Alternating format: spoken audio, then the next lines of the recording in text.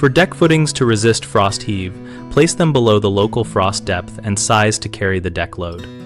For a reliable deck footing frost protection thumb rule, start by checking your local frost depth from your county or state resources, and always set footings at least 1 inch deeper than that depth to allow for any measurement uncertainty.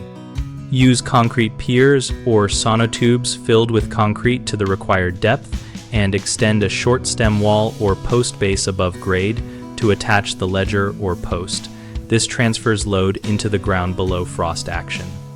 If soil is loose, saturated, or has a high clay content, consider helical piles which screw to competent strata and bypass weak upper soils without requiring deep excavation.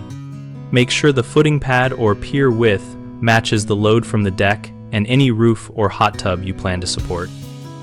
Wider pads reduce bearing pressure and lower the chance of differential settlement. For freeze and thaw cycling, add a small gravel drainage layer below the concrete to prevent water accumulation and reduce ice lens formation. When drilling for piers, keep the hole straight and clean, and pour concrete in one continuous lift to avoid cold joints that can cause weakness. Common mistakes start with setting footings too shallow, which lets ice lenses lift the footing, so verify and obey the published frost depth and add an extra inch for safety.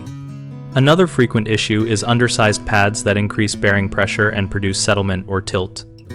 Calculate loads using post spacing and joist spans and increase pad diameter if soils are marginal. Third, using poor soils without mitigation leads to movement. Either remove and replace with well-compacted granular backfill, add a gravel drainage blanket, or switch to helical piles that reach competent soil. BigHomeProjects.com connects homeowners and contractors around projects like frost-protected deck footings and foundation choices. We help homeowners find local contractors and let contractors find work, and we host a discussion community where we and others share field experience and practical tips.